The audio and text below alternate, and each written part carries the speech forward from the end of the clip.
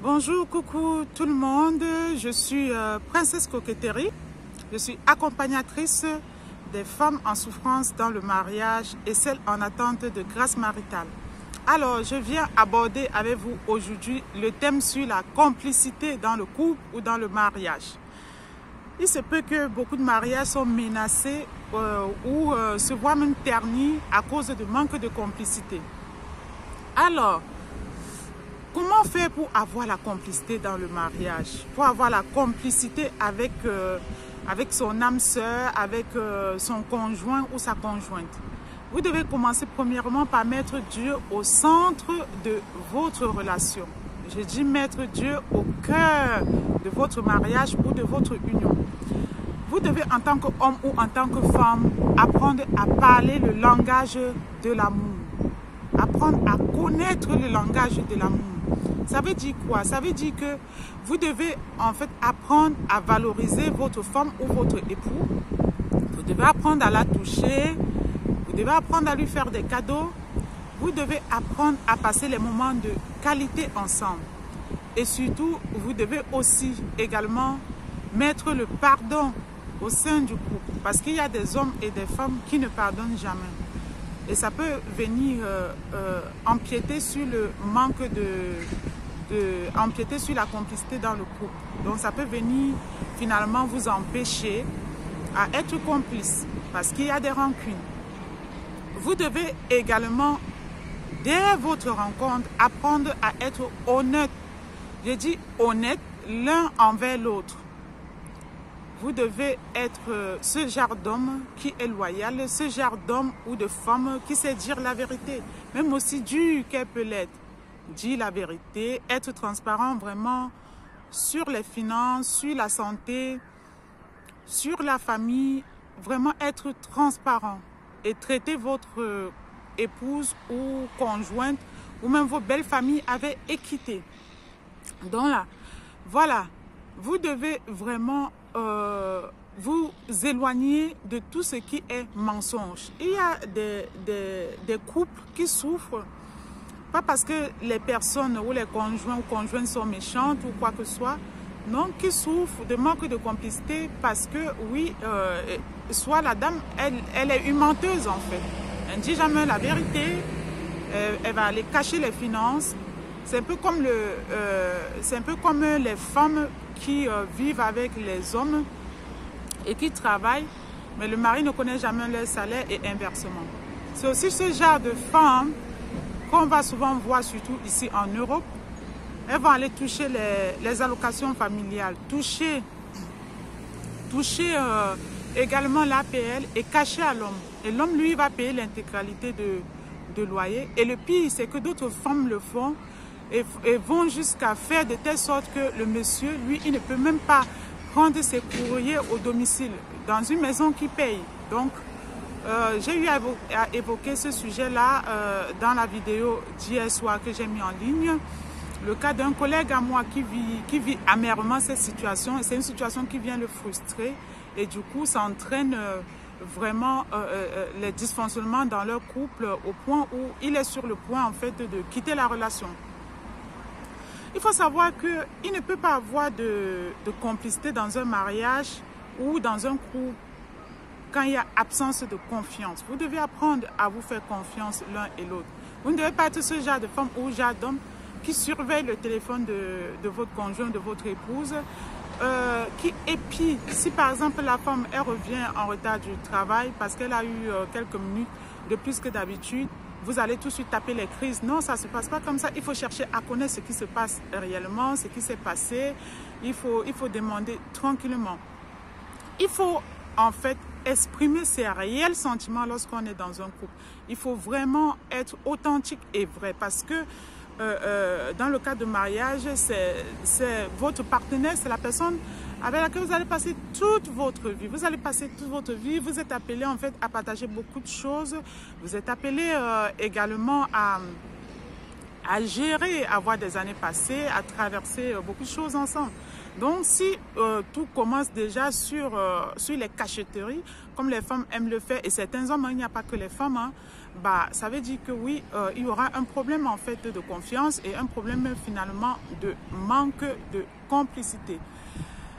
Alors, il faut savoir que l'amour couvre toutes les multitudes de fautes.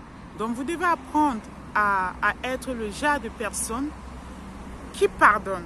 Moi, je dis souvent ça dans mes vidéos. Parce qu'il y a beaucoup de relations qui partent en cacahuète à cause du manque de pardon. Je l'ai déjà dit. Donc, vous devez apprendre à ce genre de personnes-là. Si vous avez l'esprit de quelqu'un qui ne pardonne pas, c'est normal qu'à un moment donné,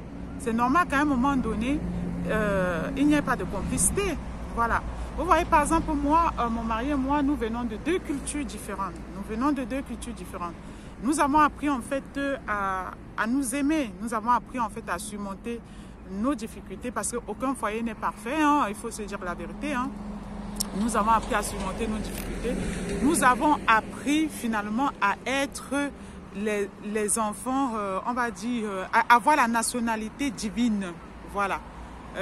Et la complicité qu'on a, ça a fait de telle sorte que toutes les personnes qui étaient susceptibles de nous dérouter en disant la fille Bamileke ou le garçon Mbassa, finalement ces personnes-là ont eu tort d'elles-mêmes. Voilà, c'est ce que veut dire. Elles ont eu tort d'elles-mêmes. Donc je vais regarder mes notes pour voir si j'ai oublié de vous dire quelque chose. Donc vous devez apprendre à prier ensemble, avoir une nationalité divine, une citoyenneté du monde entier. Parce que quand vous venez par exemple des différentes cultures, ça veut dire que chacun vient avec ses antécédents, chacun vient avec son fonctionnement, chacun vient avec le mode de fonctionnement en fait dans sa culture. Et donc pour que les choses marchent et jusqu'à ce qu'on tend vers la complicité, il faut que chacun se brise, il faut que chacun quitte en fait l'ancien manteau et qu'est-ce que j'ai envie de dire, et se glisse en fait dans le corps de l'autre. Voilà, apprends à accepter l'autre, apprends à manger d'autres cultures, apprends à connaître l'autre.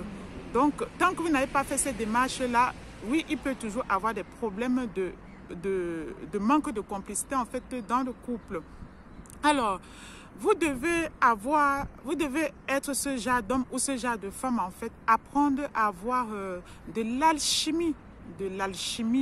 Sans alchimie physique entre vous, il se peut que il va être difficile d'avoir la complicité. L'alchimie physique, c'est quoi? Ça veut dire, par exemple, quand tu vois ta femme, quand tu vois ton mari, tu as envie de la toucher.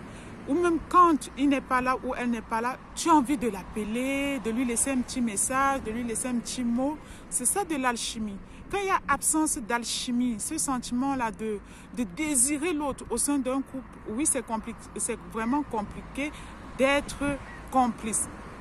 Vous devez apprendre à passer le temps ensemble. Pas pour parler juste des factures et des enfants. Vous devez apprendre, en fait, à avoir votre intimité de couple ensemble. C'est-à-dire, voyager ensemble.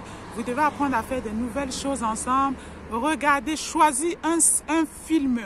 Un film que vous avez choisi en commun. Moi, je fais souvent ça avec mon mari. Choisir un film en commun et regarder et savourer ce moment-là ensemble. Voilà, ce sont des moments qui viennent embellir le couple. Ce sont des moments qui viennent finalement étoffer, nourrir le couple. Vous devez aussi vous organiser. C'est-à-dire quoi? Il y a des femmes et des hommes en fait qui travaillent.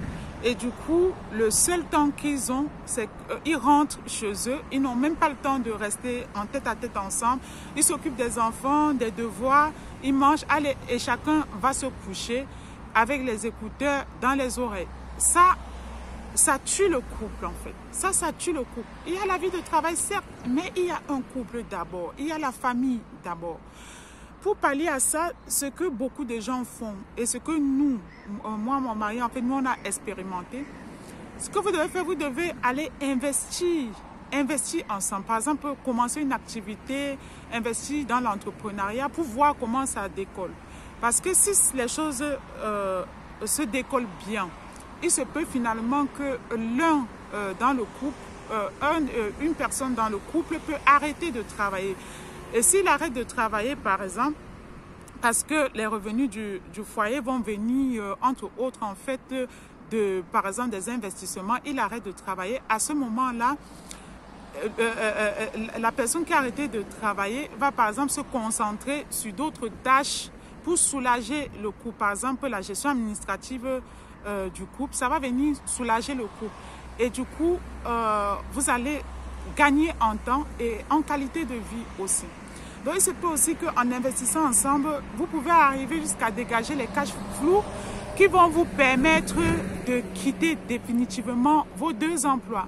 Du coup, ça fait que oui, vous travaillez à votre compte, vous vous organisez en fonction de vos désirs et de vos envies et vous avez beaucoup de temps pour vous.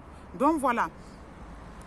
Donc, pour être complice dans le couple, j'espère que vous avez bien compris.